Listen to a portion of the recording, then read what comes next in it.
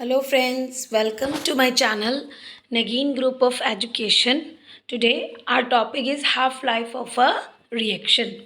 बच्चों इससे पहले लेक्चर्स में हमने स्टडी किया था कि how the reaction that is depend upon the concentration of a reactant or the product rate law and how we calculate the order of reaction first and second order of the reaction. Now in this topic we will discussing about the half-life of a reaction. Now half-life of a reaction is the time in which the concentration of the reactant is reduced to one half of its initial concentration.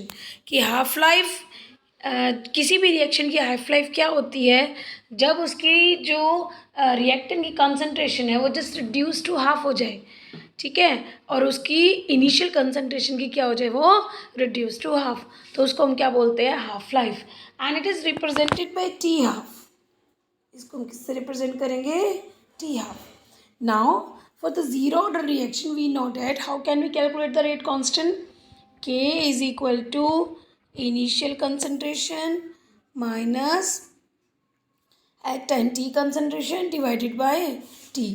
Now if t is equal to t half, क्योंकि हमने half life निकालनी है, ठीक है, और concentration हो जाएगी half किसकी, इनिशियल कंसंट्रेशन. तो now putting these two value in this equation, now k is equal to R naught minus R naught by 2 and divided by half. Clear? Now अब हम क्या करेंगे बच्चे, T half is equal to, ठीक है, और जब आप इसकी एलसीएम लेके सॉल्व करेंगे it comes out to be R2, हाँ जी, K is equal to R naught minus R naught by 2 upon में T हाफ, और T1 by 2 is equal to that is LCM लेंगे हम 2 R naught minus R naught and it comes out to be R naught by 2 divided by K and it comes out to be T half, or T half is equal to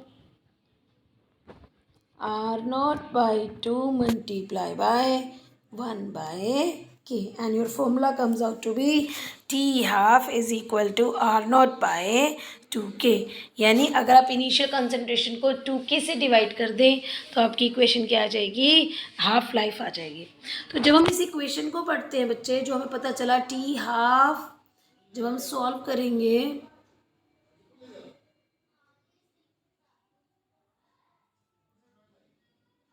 are naught upon में 2K, जो कि T half zero order reaction के लिए लाई है, और हमें ये देखकर पता चला कि ज़ीरो ऑर्डर रिएक्शन में टी हाफ डायरेक्टली प्रोपोर्शनल होता है इनिशियल कंसंट्रेशन के, ठीक है, और इन्वर्सली प्रोपोर्शनल होता है रेट को, लेकिन ये तो कांस्टेंट है ना.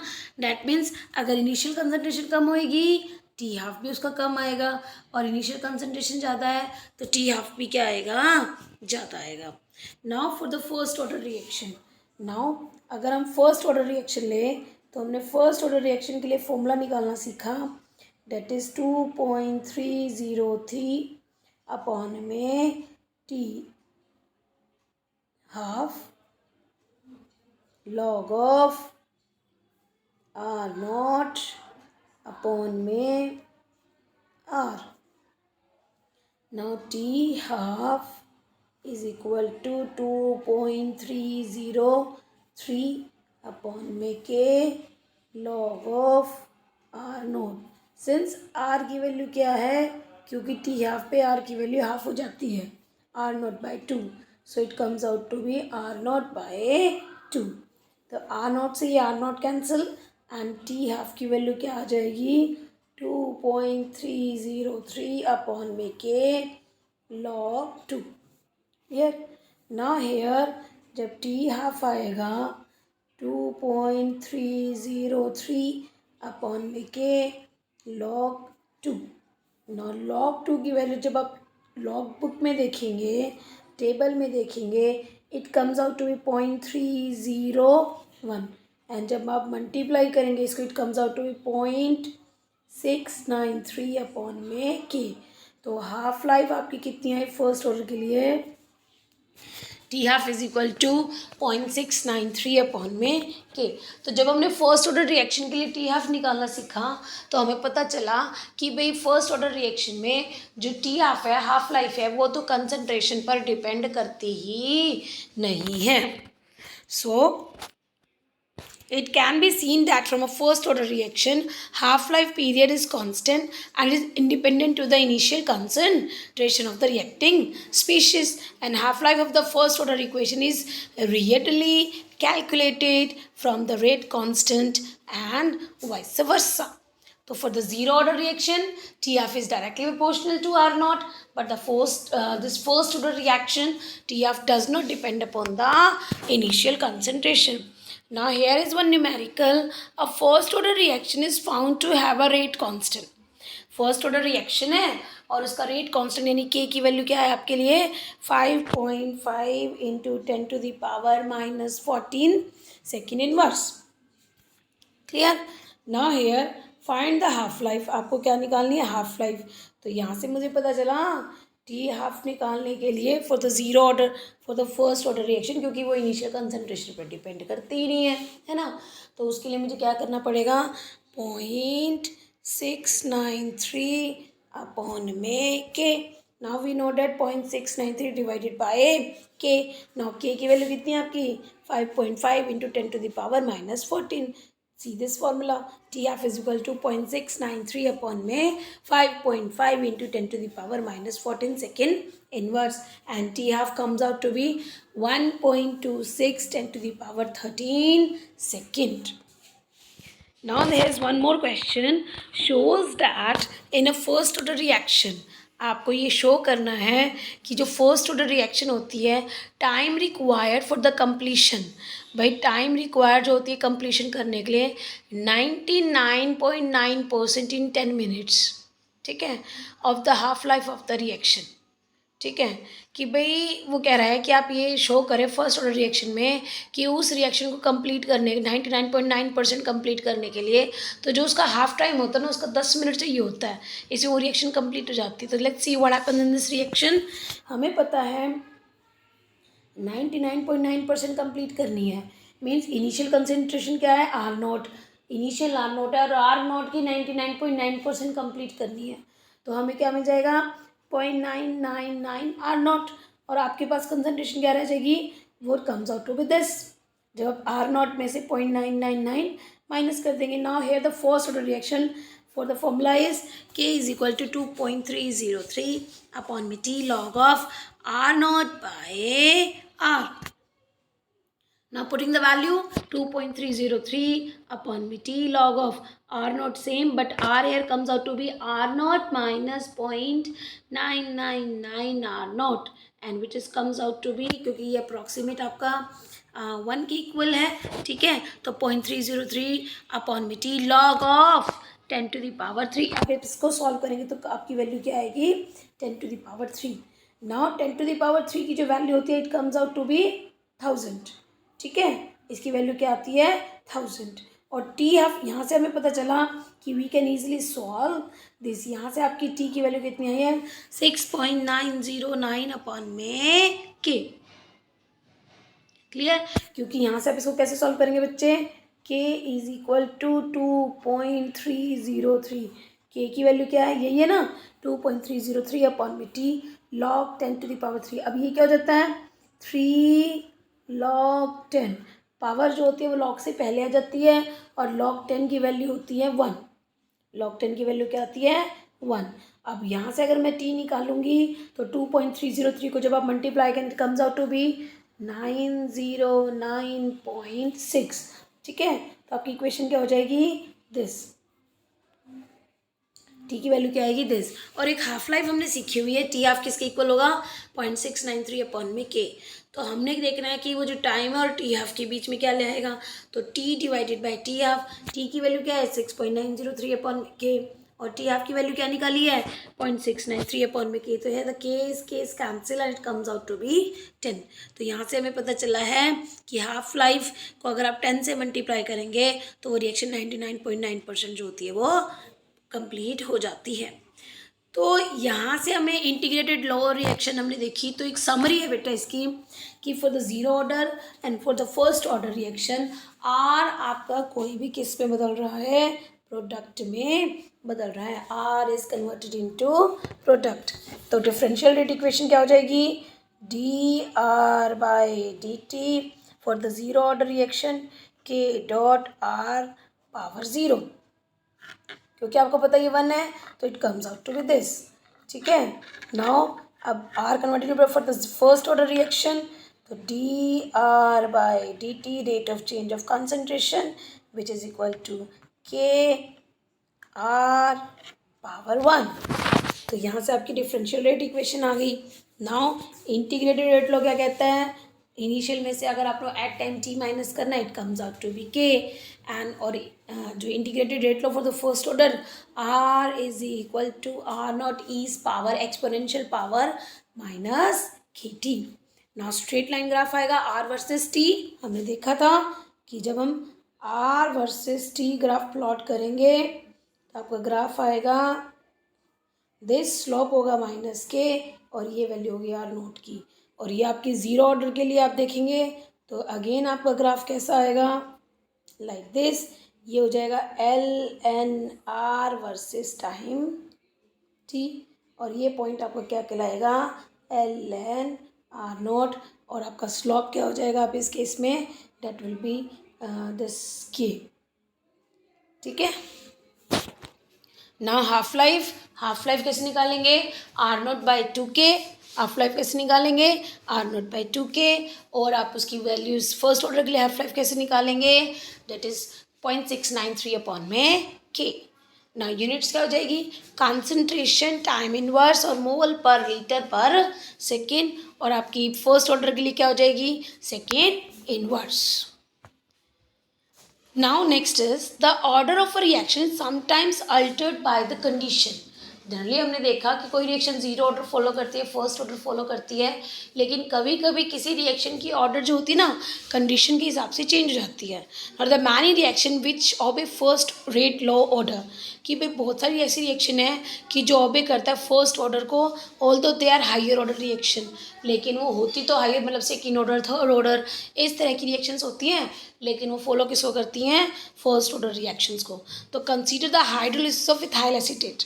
ठीक है, तो दिस द एस्टर, जब आप इथाइल एसीटेट में वाटर डालते हैं, no this is the ethyl acetate esters CH3COO C2H5। आप जब इसमें वाटर पास करेंगे तो आपका क्या आ जाएगा, एक एसिटिक एसिड बनता है और साथ में क्या बन जाएगा, एल्कोहल।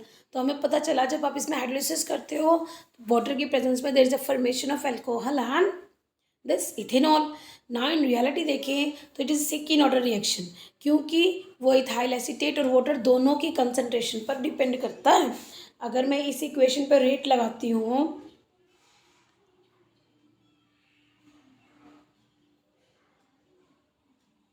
अगर मैं इस इक्वेशन पर रेट लगाती हूँ तो it depend upon the concentration of both the reactant.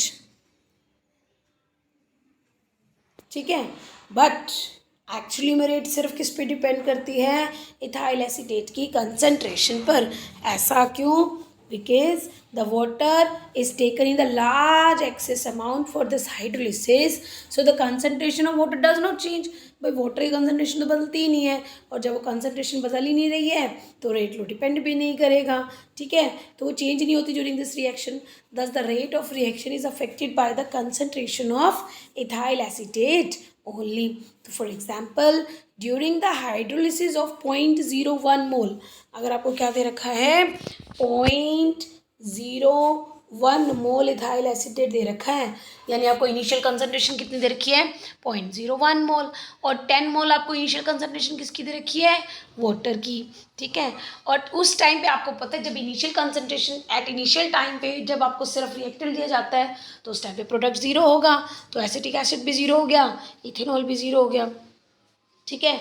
Now at time T अगर मैं इथाइल एसीटेट 0 करूँ और वाटर क्या करूँ 9.99%, क्योंकि आपकी कंप्लीशन हो रही है तो ऐसे, क्योंकि जितना आपका इथाइल एसीटेट है उतने ही आपके क्या बनने चाहिए प्रोडक्ट, तो 0.01 मोल क्या बनना चाहिए एसिटिक एसिड और 0.01 मोल ही क्या बनना चाहिए इथेनॉल।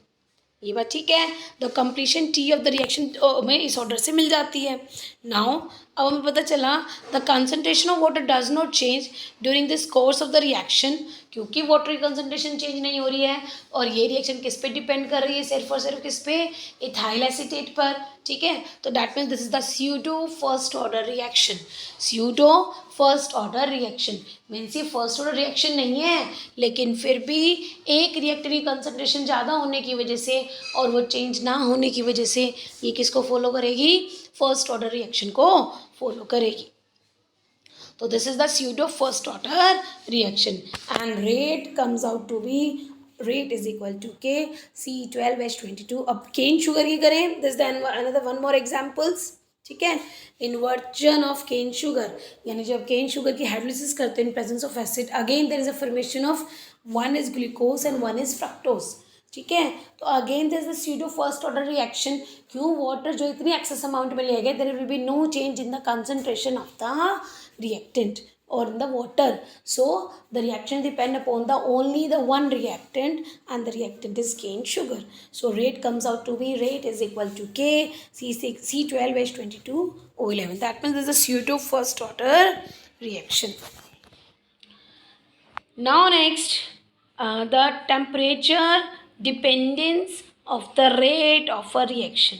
तो बच्चे अभी तक हमने ये देखा कि कंसंट्रेशन कैसे डिपेंड करती है, कि कैसे हम रेट लो निकाल सकते हैं, कैसे कंसंट्रेशन सिर्फ ज़ीरो ऑर्डर रिएक्शन या फर्स्ट ऑर्डर रिएक्शन के रेट कांस्टेंट हाफ लाइफ भी कैलकुलेट कर सकते हैं। Now next is the temperature. अब टेम्परेचर पे रेट ऑफ रिएक्शन कैसे डिपेंड करती है, तो जनरली रफली आइडिया लगाया जाता है कि टेम्परेचर इंक्रीज करेगा रेट ऑफ रिएक्शन भी इंक्रीज करती है, और रफली देखा जाए with the rise of each and every degree Celsius temperature concentration जो होती है ऑलमोस्ट जो होती है वो डबल होने लग जाती है। तो let's see what is the rate of reaction dependence on the temperature. Most of the chemical reactions are accelerated by the increase in the temperature.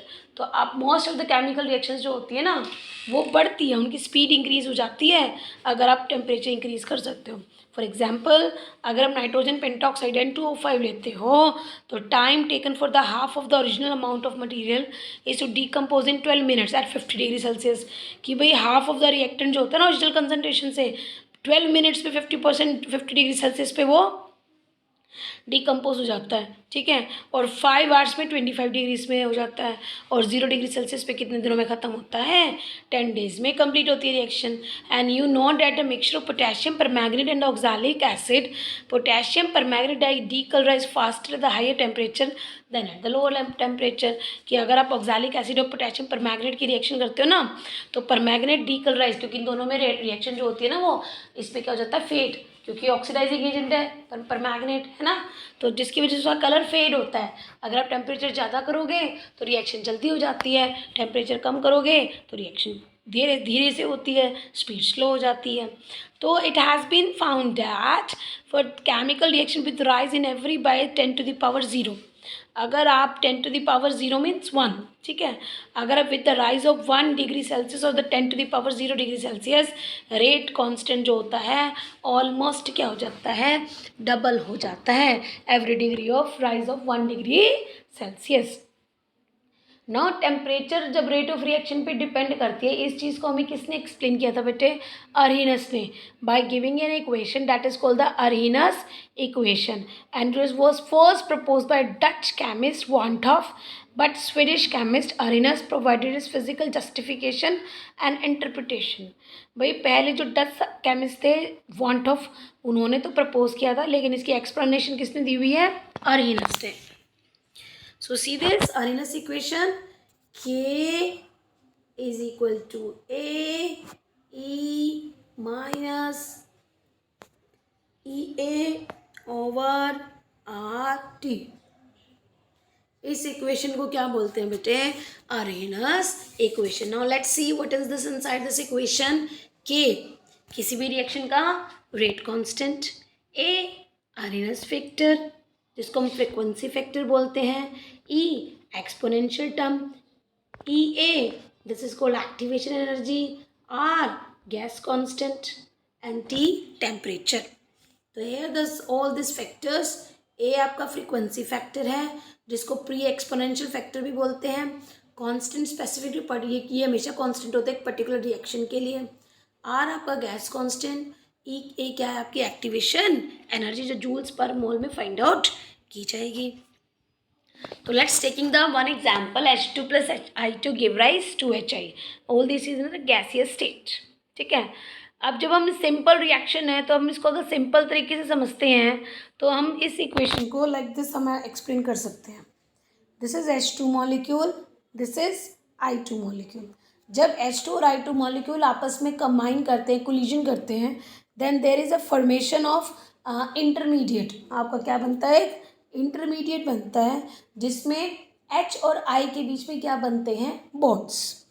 ठीक है. और जब वो प्रोडक्ट बनता है तो जो ओल्ड बॉन्ड थे H और I के बीच के बॉन्ड तो ब्रेक कर जाते हैं, न्यू बॉन्ड्स बनने लग जाते हैं किसके बीच में?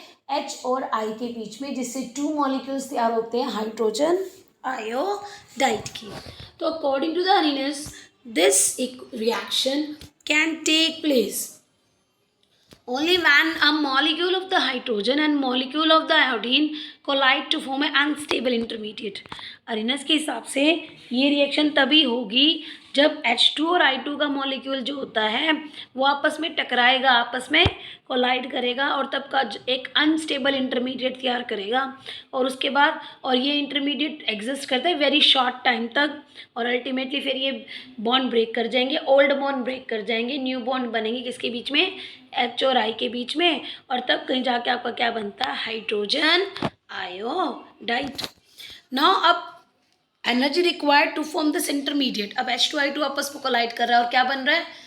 Unstable intermediate. यानी इसकी एनर्जी बहुत ज़्यादा पाएगी क्योंकि ये अनस्टेबल है. तो जितनी भी एनर्जी चाहिए ना इस इंटरमीडिएट को बनाने के लिए उसको हम बोलते हैं एक्टिवेटेड कॉम्प्लेक्स. उसको हम क्या बोलेंगे? Activated complex. और उसको बोलते हैं एक्टिवेशन एनर्जी, क्योंकि मॉलिक्यूल को एक्टिवेट करना है ताकि वो इंटरमीडिएट तक पहुँचे, क्योंकि जब तक वो इंटरमीडिएट तक नहीं पहुँचेगा वो प्रोडक्ट में नहीं बदलेगा. Now it is obtain bye plotting the potential energy. तो हम अगर हम ग्राफ प्लॉट करें पोटेंशियल एनर्जी वर्सेस टाइम, तो सपोज ये आपके रिएक्टेंट की मोल एनर्जी है H2 और I2 की. अब धीरे धीरे धीरे धीरे एनर्जी इंक्रीज करेगी क्योंकि आपको क्या बनाना है? इंटरमीडिएट. और जितनी एनर्जी आप उसको दे रहे हो उस एनर्जी को क्या बोलते हैं? Activation energy. जब जैसे ही वो एक्टिवेटेड कॉम्प्लेक्स पे या इंटरमीडिएट बन जाता है तब जो होते हैं न्यू बॉन्ड्स बनते हैं और ओल्ड बॉन्ड्स क्या कर जाते हैं? ब्रेक. अब उस टाइम पे एनर्जी कम होने लग जाती है. कम होते होते वो अपनी जो H और I2 की एनर्जी होती है उस तक पहुंच जाता है. लेकिन अब उसके बाद क्योंकि प्रोडक्ट बनना है और एनर्जी रिलीज़ होती है और रिलीज़ होते होते एक टाइम ऐसा आता है कि क्या बन जाता है? प्रोडक्ट. और रिएक्टेंट और प्रोडक्ट में जो ये डिफरेंस आता है, ये जो डिफरेंस है रिएक्टेंट की एनर्जी और जो प्रोडक्ट की एनर्जी के बीच में जो डिफरेंस आता है उसको ही हम क्या बोलते हैं? Enthalpy change. सो अब हम देखते हैं this activation energy is obtained by plotting the graph that is potential energy versus reaction coordinate. reaction coordinate आपको ये रिप्रेजेंट करेगा profile of the energy change. वो सिर्फ ये बताएगा आपको कि एनर्जी किस हिसाब से चेंज हो रही है. मीन्स रिएक्टेंट की कितनी एनर्जी है, इंटरमीडिएट की कितनी एनर्जी है और जो प्रोडक्ट बन रहा है उसकी एनर्जी कितनी है. Now some energy is released when the complex decompose. भाई कुछ ऐसी एनर्जी है जो रिलीज़ होती है जब कॉम्प्लेक्स. अब नेचुरली बात है जब रिएक्टेंट इंटरमीडिएट तक पहुंचता है तो उसकी एनर्जी बढ़ती जाती है. लेकिन जब इंटरमीडिएट प्रोडक्ट की तरफ जाने लगता है तो उस टाइम पे उसकी एनर्जी रिलीज़ होती है. पहले तो उतनी रिलीज़ करेगा ना जितनी उसकी इंक्रीज़ हुई है ना. और उसके बाद जितनी उसने इंक्रीज करी थी उतनी वो क्या करेगा, रिलीज करेगा, और उसके बाद जो एक्स्ट्रा रिलीज होती है वो क्या होगी, उसकी एंथैल्पी चेंज, जिससे वो क्या बनाएगा, प्रोडक्ट। तो some energy is release when the complex decompose to form the product and final enthalpy of the reaction depend upon the nature. और जो ये डिफरेंसेस आए ना एंथैल्पी चेंज का, वो किस पे डिपेंड करेगा, आपने रिएक्टेंट पे, रिएक्टेंट का नेचर कैसा है और जो प्रोडक्ट बन रहा है उसका नेचर कैसा है। Now all the molecule in the reacting species, अब रिएक्टिंग स्पीशीज में जितने भी मॉलिक्यूल्स होते हैं do not have the same kinetic energy. Reacting अब आपने 4, 5, 6 कितने पता नहीं कितने मॉलिक्यूल लिए हुए हैं, सबकी काइनेटिक एनर्जी सेम थोड़ी ना होती, किसी की ज़्यादा होती है किसी की कम होती है ना। Since is difficult to predict the behaviour of any one of the molecule, तो एक मॉलिक्यूल का बिहेवियर तो हमें ना किसी भी एक का तो प्रिडिक्ट करना बहुत मुश्किल हो जाता है विद प्रिसीजन के साथ। तो यहाँ से बोल्ट्जमैन और मैक्स क्लार्क जो थे, क्लार्क मैक्सवेल, इन्होंने स्टैटिस्टिक्स यूज़ किया था और बिहेवियर बताया था किसका, large number of the molecules का, and this can be explain in the kinetic theory of gases.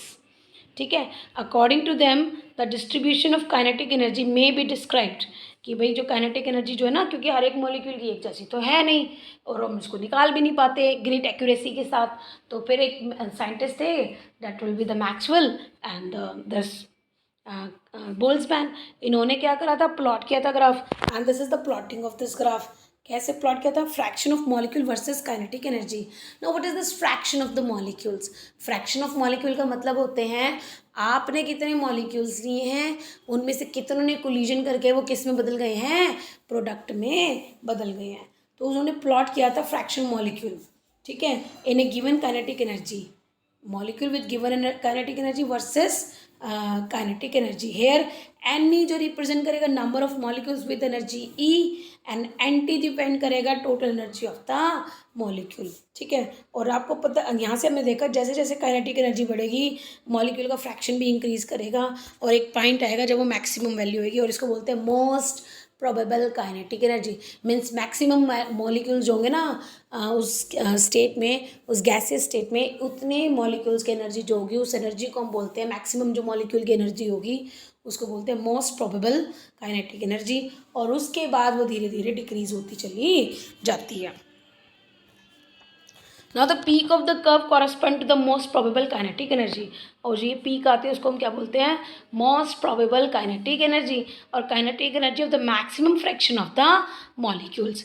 Then there is the decrease number of molecules, there are मतलब अब उसके बाद क्या हो जाएगा, there are the decreasing number of molecules with energy higher और lower than this value, या तो इससे ज़्यादा एनर्जी होगी किसी की या फिर इससे क्या हो जाएगी, कम। Clear? Now when the temperature is raised, the maximum of the curve moves to the higher energy value. अब धीरे धीरे जैसे जैसे टेम्परेचर इंक्रीज करेगा और कर्व कहाँ मूव कर जाएगी, हाई एनर्जी वैल्यू की तरफ मूव कर जाएगी, है ना। मतलब कर्व और कैसी हो जाएगी, ब्रॉडन आउट होती चल जाएगी। Let's see what is this fraction of molecule versus kinetic energy. अगर इस ग्राफ में देखें, सपोज ये टेम्परेचर T था, धीरे धीरे वो एक्टिवेशन एनर्जी तक पहुँच गई और वो किस में बदलने लगे, प्रोडक्ट में। अब आपने टेम्परेचर T+10 कर दिया, मतलब 10 डिग्री सेल्सियस इंक्रीज़ कर दिया। नाउ अब आपकी अगर देखें तो रिएक्शन जो होती है अब और जल्दी होएगी और प्रोडक्ट एरिया और भी ज़्यादा बढ़ जाएगा। Now this high energy value and the curve जो होगी और भी ज़्यादा ब्रॉडन होती चली जाएगी, स्प्रेड टू द राइट, और राइट की तरफ मूव कर जाएगी with great proportion of the molecule with much higher energy, क्योंकि वो कहाँ मूव कर रही है, इस राइट साइड पे मूव कर जाएगी, जिससे हमें ज़्यादा एरिया मिलेगा जिसकी मोस्ट प्रोबेबल एनर्जी और भी ज़्यादा होगी। और इस एरिया के अंदर जो कर्व एरिया होगा ना, इस कर्व के अंदर दिस एरिया, ये जो एरिया आएगा दिस एरिया, है ना, तो this area under the curve must be constant since total probability must be 1 at all the time, क्योंकि टोटल प्रोबेबिलिटी तो एक ही जैसी होगी ना, and we can mark the position EA, और उस पोजीशन को हम क्या नाम देंगे, activation energy on the Maxwell distribution curve में। तो increasing the temperature of the substance, increasing the fraction of the molecule, collision again हो जाएंगे, एनर्जी बढ़ जाएगी, किससे? एक्टिवेशन एनर्जी से। अब इस डायग्राम से अगर आप इस डायग्राम कर्व में अगर आप देखिए टेम्परेचर 10 डिग्री सेल्सियस और इंक्रीज करते हो, area of the fraction molecule also get increases, लेकिन इक्वल होगा और ग्रेटर देन होगा एक्टिवेशन एनर्जी के। लेकिन वहाँ पे वो एक्टिवेशन एनर्जी जो है वो बिल्कुल बराबर होती है, लेकिन वो एरिया ऑलमोस्ट डबल हो जाता है, आपको नंबर ऑफ मॉलिक्यूल्स और ज़्यादा मिल जाते हैं with the rise of the temperature. किसके? प्रोडक्ट के मॉलिक्यूल और ज़्यादा मिलने लग जाते हैं। So in the Arrhenius equation the factor, Arrhenius equation में जो फैक्टर देखा माइनस एक्टिवेशन एनर्जी अपॉन में आर टी, ठीक है, correspond to the fraction of the molecules. तो ये किसको कॉरस्पॉन्ड करते हैं, किस चीज़ को बताते हैं? Fraction of molecules that have kinetic energy. ये उन मॉलिक्यूल्स को बताते हैं जिसकी काइनेटिक एनर्जी ज़्यादा होती है एक्टिवेशन एनर्जी के। तो again by taking the logarithm on the both side, क्योंकि हमें पता है वो कौन सी इक्वेशन थी, Arrhenius equation, k is equal to a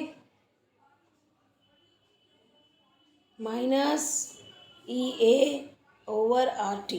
अब वो कह रहा है दोनों तरफ लॉगरिथम ले लो, तो एल एन के, क्योंकि आपका एक्सपोनेंशियल टर्म है, minus E A over R T L N A, where A is the constant.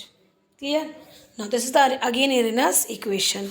Now अगर आप ग्राफ प्लॉट करेंगे, ठीक है, तो ग्राफ प्लॉट करेंगे के L N K versus 1/t, y is equal to, again आपको क्या दिखाना है? स्ट्रेट लाइन इक्वेशन, ये y equal to M X plus C, क्योंकि y ने माइनस में है तो ग्राफ कैसा आएगा? Like this, this is called L N K versus 1/t, और ये जो पॉइंट होएगा आपका क्या कहलाएगा?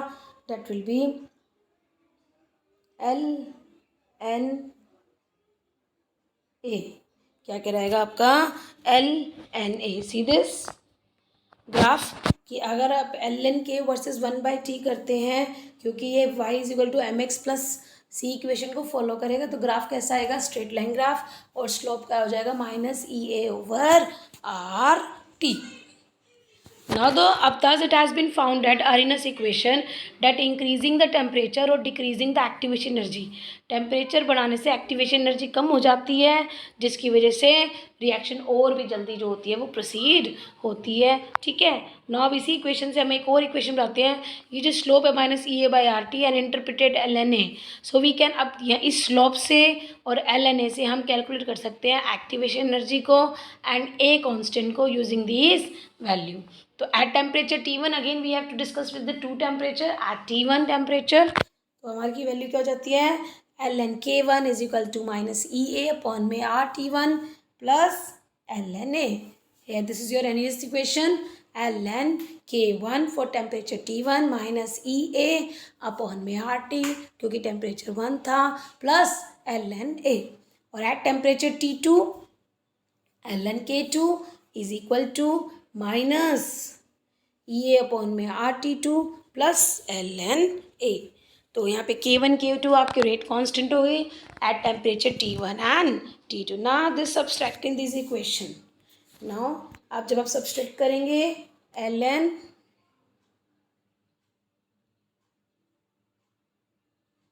जब हम इसको सब्सट्रैक्ट करेंगे तो आपकी इक्वेशन क्या हो जाएगी?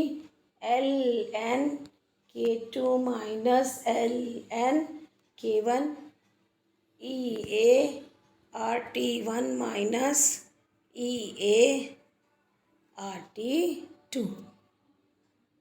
ठीक है, now L N K two upon में K one is equal to E A upon में आर आपका कांस्टेंट हो जाएगा 1/T1 माइनस 1/T2। ठीक है, एल एन की वैल्यू क्या होती है टेकिंग लॉगरिथम? तो log K2/K1 is equal to E A upon में 2.303 आर, क्योंकि लॉग की वैल्यू क्या होती है 2.303 आर अपॉन में 1 minus R two. So your equation comes out to be log K2 upon में K1 is equal to EA upon में 2.303 R T2 minus T1 upon में T1 T2।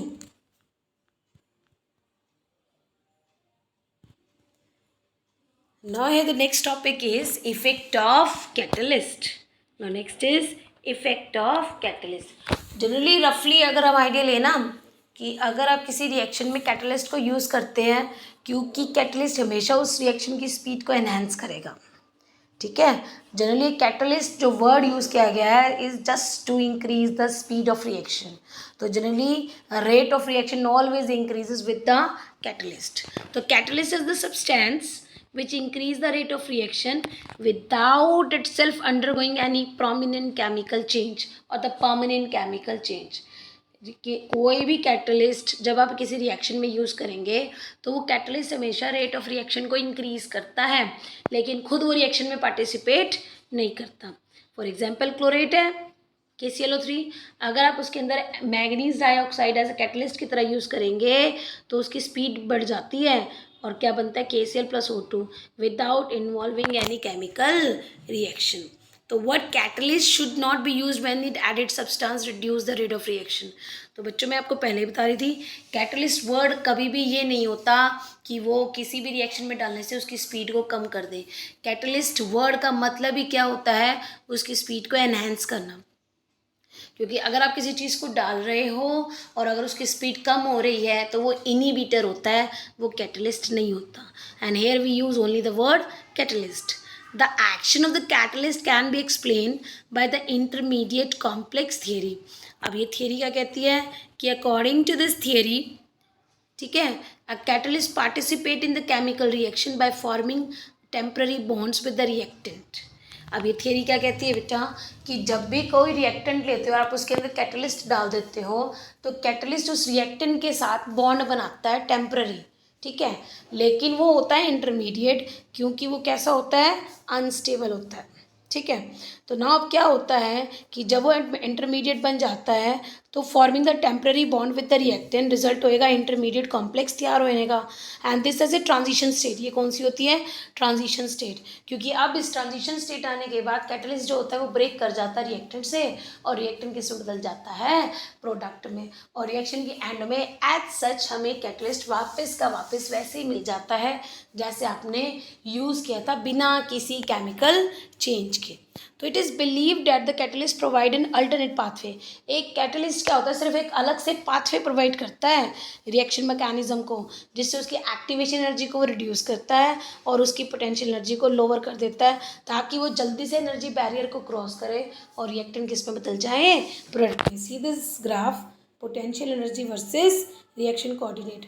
अगर हम विदाउट कैटलिस्ट करते हैं तो नेचुरल बात है एक रिएक्टेंट अपनी एनर्जी को बढ़ाएगा, बढ़ाते बढ़ाते एक टाइम वो आएगा किस में पहुंचेगा, वो that will be in the reaction with intermediate state पे, जिसको आप इस रिएक्शन को हम बोलेंगे एक्टिवेशन एनर्जी। अब धीरे धीरे कम होएगी और अल्टीमेटली प्रोडक्ट में बदल जाएगा। लेकिन जब आप कैटलिस्ट यूज़ करते हो तो ये एक्टिवेशन एनर्जी जो होती है वो रिड्यूस हो जाती है और अल्टीमेटली वो किस में बदल जाता है, प्रोडक्ट में बदल जाता है। तो ये अरेनास इक्वेशन से भी क्लियर है, अगर आपने एक्टिवेशन एनर्जी लोअर करनी है तो उतनी रेट ऑफ रिएक्शन क्या हो जाती है, फास्टर। एक्टिवेशन एनर्जी लोअर होती है, रिएक्शन क्या हो जाती है, faster. A small amount of catalyst, अगर आप कैटलिस्ट को बिल्कुल स्मॉल अमाउंट भी यूज़ करते हो ना तो लार्ज अमाउंट ऑफ रिएक्टेंट जो होगा वो कैटलाइज हो जाएगा और वो किस में बदल जाएगा, प्रोडक्ट में, ठीक है। लेकिन एक कैटलिस्ट का मतलब ये नहीं है कि वो केमिकल रिएक्शन पार्टिसिपेट नहीं कर रहा है तो वो रिएक्शन की थर्मोडायनेमिक्स को कुछ अफेक्ट करेगा। No, because it does not alter the Gibbs energy, वो डेल जी को भी चेंज नहीं करता, ठीक है। इट कैटलाइज, बस ये सिर्फ क्या करेगा, रिएक्ट जो कैटलाइज द स्पॉन्टेनियस रिएक्शन, जो रिएक्शन फिजिबल है, नॉर्मल कंडीशन में फिजिबल होंगी उन्हीं को ही कैटलिस्ट करता है, लेकिन नॉन स्पॉन्टेनियस रिएक्शन को कैटलिस्ट जो होता है कैटलाइज नहीं करता। तो it is found that a catalyst does not change the equilibrium constant, कि जो कैटलिस्ट होता है इक्विलिब्रियम कांस्टेंट को भी चेंज नहीं करता, ना डेल जी को चेंज करता और ना ही इक्विलिब्रियम कांस्टेंट को चेंज करता। बस ये है कि इक्विलिब्रियम को जल्दी ज़रूर ले आता है वो, क्योंकि रिएक्शन फास्ट हो रही है, ठीक है। तो एक catalyst is the forward as well as backward, forward भी करे, फॉरवर्ड को हो चाहे वो बैकवर्ड रिएक्शन को, वो क्या करता है, फॉरवर्ड स्पीड एनहांस करता है, जिसकी वजह से इक्विलिब्रियम कांस्टेंट जल्दी आ जाता है, ठीक है। Now next is collision theory of the chemical reaction. Now next is our collision theory. Now what is this collision theory? नाम इंडिकेट कर रहा है ना बच्चे, कोलिजन थ्योरी यानी टकराना। ठीक है, किसका टकराना? रिएक्टेंट का। किसके अंदर? केमिकल रिएक्शन के अंदर। तो ऑल्दो अरेनस इक्वेशन जो हमने पढ़ी है वो वाइड रेंज ऑफ सर्कमस्टेंसेस में एप्लीकेबल तो होती है। तो एक कोलिजन थियरी आई थी जिसको डेवलप किया था मैक्स लॉरेंट्ज ने एंड विलियम लेविस ने। वो ग्रेटर इनसाइट बताता है एनर्जी और mechanism aspects of the reaction. ये जल्दी अच्छे से एक्सप्लेन करता है एनर्जी के बारे में और किसी भी रिएक्शन की मैकेनिज्म के बारे में। और ये किस पे बेस्ड है? काइनेटिक थियरी ऑफ गैसेस पे। तो ये थियरी क्या कहती है? रिएक्टेंट मॉलिक्यूल्स आर, हमें रिएक्टेंट के मॉलिक्यूल्स को क्या अज्यूम करना चाहिए? Hard sphere. क्या करना चाहिए? Hard sphere. And the reaction postulated to occur when molecule collide each other. वो कहता है कि रिएक्शन को कैसा मान लो? ऐसे हार्ड स्फीयर। ये रिएक्टेंट है। अब ये रिएक्टेंट जब आपस में कोलाइड करेंगे ना तभी रिएक्शन होगी। जितने ज़्यादा ये नंबर ऑफ कोलिजन होंगे ना, नंबर ऑफ कोलिजन पर सेकंड पर यूनिट टाइम, ठीक है ना, जितने ज़्यादा ये कोलिजन होंगे उसको हम क्या बोलते हैं? उसकी कोलिजन फ्रीक्वेंसी। और जितनी ज़्यादा collision frequency, number of collision होंगे उतनी जल्दी क्या हो जाएगी? रिएक्शन होगी। और रिएक्टेंट किस में बदलेगा? प्रोडक्ट में। तो नंबर ऑफ कोलिजन पर सेकेंड पर यूनिट वॉल्यूम, कि भाई कितनी वॉल्यूम में और कितने सेकेंड में कोलिजन हो रहे हैं कि एक रिएक्शन मिक्सचर में, वो उसकी क्या कहलाएगी? Collision frequency. And that is represented by Z. ना एक और फैक्टर है जो रेट ऑफ रिएक्शन को अफेक्ट करता है और वो क्या है? उसकी एक्टिवेशन एनर्जी, जो हमने ऑलरेडी आपको एक्सप्लेन कर दी है। भाई एक्टिवेशन एनर्जी जितनी कम होगी उतनी रिएक्शन जल्दी बढ़ती है। ठीक है, स्पीड पकड़ती है। तो again I will take an equation A plus B, this is bimolecular reaction, और A plus B converted into product. No इसके ऊपर जब हम रेट लगाते हैं तो रेट अरेनस इक्वेशन के हिसाब से rate is equal to E minus E A upon में आर टी। अब यहाँ पे आप उसको किससे मल्टीप्लाई कर लेंगे? फ्रीक्वेंसी फैक्टर को मल्टीप्लाई कर लेंगे ना, क्योंकि रिएक्शन ए प्लस बी कन्वर्ट हो रहा है प्रोडक्ट में। तो यहाँ पे जेड के साथ आप क्या लिखेंगे? A B, where Z A B is the frequency factor of reactant A and the B, and E A minus R T represent करेगा fraction of the molecule that will be collide with energy equal और greater than activation energy. भाई कितने fraction molecule जिसकी energy ज़्यादा है या equal है किसके? एक्टिवेशन एनर्जी के। ठीक है, तो suppose we can say A is related to collision frequency. हम कहते हैं ए किसको कोलाइड कर रही है? कोलिजन फ्रीक्वेंसी को। तो ये प्रिडिक्ट किया गया the value of the rate constant. तो जो रेट कांस्टेंट के की वैल्यू होती है वो एक्यूरेट होती है for the reaction that involve atomic species और सिंपल मॉलिक्यूल्स। बट अगर आप सिंपल मॉलिक्यूल ले रहे हो और एलिमेंट्री रिएक्शन कर रहे हो तो के की वैल्यू जो होती है वो फेयरली एक्यूरेट आती है। लेकिन कॉम्प्लेक्स रिएक्शन में वो क्या करती है? डेविएट करती है। क्यों? क्योंकि कॉम्प्लेक्स रिएक्शन में collision do not lead to the formation of product. क्योंकि आप रिएक्टेंट इतने ज़्यादा ले लेते हो तो रिएक्शन के कोलिजन जो होती है सारे इफेक्टिव थोड़ी ना होते हैं। जो इफेक्टिव होंगे वो प्रोडक्ट बना देंगे, जो नहीं होंगे वो प्रोडक्ट नहीं बनाएंगे। ठीक है ना। तो collision of in such which molecule which collide with the sufficient kinetic energy. सिर्फ कोलिजन तो वही पॉसिबल होंगे ना जिनके पास sufficient amount of kinetic energy होगी, तो वो कोलाइड करेंगे। और प्रॉपर ओरिएंटेशन, कौन से दो फैक्टर कह रहा है? एक तो उनके पास काइनेटिक एनर्जी सफिशिएंट होती है जिसको बोलते हैं थ्रेशोल्ड एनर्जी। थ्रेशोल्ड एनर्जी क्या? Minimum amount of energy required to collide with each other. And proper orientation, ये दो फैक्टर्स हैं जो फैसिलिटेट करेंगे किसी भी केमिकल रिएक्शन को, जिससे पुराने बॉन्ड ब्रेक करेंगे और न्यू बॉन्ड्स क्या बनने लग जाएंगे। और इन्हीं दो फैक्टर्स के टर्म पे हम नाम देते हैं इफेक्टिव कोलिजन। तो यहाँ से हम देखते हैं, suppose this is our equation methyl bromide. ठीक है, ब्रोमोमिथाइल में अगर मैं एक और OH नेगेटिव ऐड करती हूँ तो यहाँ से ब्रोमीन अपने इलेक्ट्रॉन लेके चला जाता है और OH जो है इसके ऊपर अटैक करता है ना। अब डिपेंड ये है कि हमने इसकी प्रॉपर ओरिएंटेशन देखनी है, पहला फैक्टर। अब अगर मैं रिएक्शन देखती हूँ, अगर मैं इस फॉर्मूले को पूरी तरह से देखती हूँ तो दिस इज द फॉर्मूला। ठीक है, अब क्योंकि ब्रोमीन मोर इलेक्ट्रोनेगेटिव है, इस पर नेगेटिव साइन आ जाता है, इसके ऊपर पॉजिटिव। आने वाला कौन है? OH negative. अब आने वाला कहता है अगर मैं यहाँ से आऊँगा, ब्रोमीन की तरफ से आऊँगा, there will be the no proper orientation.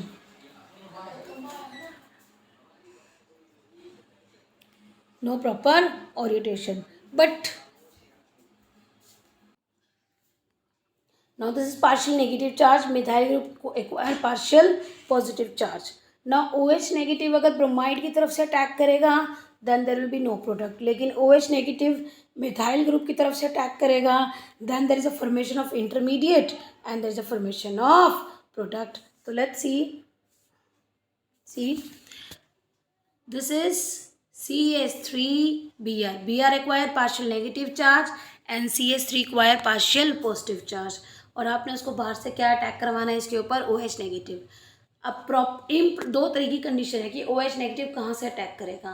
अगर दो तरह है, या तो इम्प्रॉपर ओरिएंटेशन होगी. अब हम कैसे कहेंगे वो इम्प्रॉपर ओरिएंटेशन है या फिर प्रॉपर. अब इम्प्रॉपर क्या कहता है कि Br नेगेटिव की तरफ से अगर अटैक करेगा, अगर OH नेगेटिव कहाँ से अटैक कर रहा है Br नेगेटिव के अटैक से, मतलब ये इस तरफ से अटैक हो रहा है, ठीक है, क्योंकि वो नेगेटिव और इधर से Br नेगेटिव, उधर से OH नेगेटिव, इन दोनों के बीच में हो जाएगी repulsion, then there will be no product formation. और अगर ये अटैक कर रहा है कहाँ से CH3 पॉजिटिव की साइड से, अब ये इसकी बैक साइड पे अटैच, ये कहाँ अटैच करेगा, इसकी बैक साइड पे अटैच करके एक इंटरमीडिएट बनाएगा. अब यहाँ पे कार्बन देखा आपने, carbon with 5 bond 1 2 3 4 5 which is the highly unstable state, क्योंकि कार्बन 5 बॉन्ड तो बनाता ही नहीं है. तभी ये बॉन्ड ब्रेक कर जाएगा. कौन सा, Br नेगेटिव बॉन्ड अपने इलेक्ट्रॉन लेके चला जाएगा. पुराना बॉन्ड तो बन गया, टूट गया, और नया बॉन्ड क्या हो जाता है, बन जाता है. तो यहाँ से हमें पता चला प्रॉपर ओरिएंटेशन भी बड़ी मस्ट चाहिए, बड़ा ज़रूरी चाहिए अगर आपको प्रोडक्ट बनाना है. तो for example formation of this methanol, हमने क्या फॉर्म किया है, मिथेनॉल के से ब्रोमोमीथेन से. वो डिपेंड करता है ओरिएंटेशन फैक्टर्स पे. अगर ओरिएंटेशन प्रॉपर होगी जिससे बॉन्ड फॉर्मेशन होगा, अगर इम्प्रॉपर ओरिएंटेशन होगी सिंपली बाउंसिंग बैक होगी, रिपल्शन होगी, कोई प्रोडक्ट नहीं बनेगा. तो इफेक्टिव कोलिजन के लिए एक फैक्टर हमने और देखा जिसको बोलते हैं proper orientation and it is called the P, और इसको बोलते हैं probability. This is called probability और स्टीरिक फैक्टर. ठीक है, प्रोबेबिलिटी फैक्टर और द स्टीरिक फैक्टर. तो अभी हमने देखा कि रेट जो होता है किसके इक्वल होता है, ई ए माइनस दिस रेट जो होता है आपका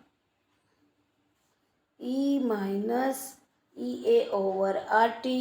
पहले हमने देखा फ्रिक्वेंसी फैक्टर कि भाई कितने प्रॉपर जो है इफेक्टिव कोलिजन. अब हमने देखा प्रोबेबिलिटी ओरिएंटेशन. तो P Z E minus E A upon में आर टी. दस इन कोलिजन थियरी एक्टिवेशन एनर्जी और the proper orientation of the molecule together determine the criteria for the effective collision, hence the rate of reaction goes on proceeding. Now here collision theory also have certain drawbacks. अब collision theory के drawbacks भी हैं, as it consider atoms molecules to be hard sphere and ignore their structural aspects, and you will study details about this theory and more on other theories in your higher classes. So I hope students you will understand this concept of the chemical kinetics or the rate of reaction or the collision frequency or the orientation factor that will be very effective for a chemical reaction to goes on the proceeding. So student, अगर आपको ये मेरा video पसंद आया हो तो आप मेरे वीडियो को लाइक करें, शेयर करें, सब्सक्राइब करें. Okay, thank you, bye bye.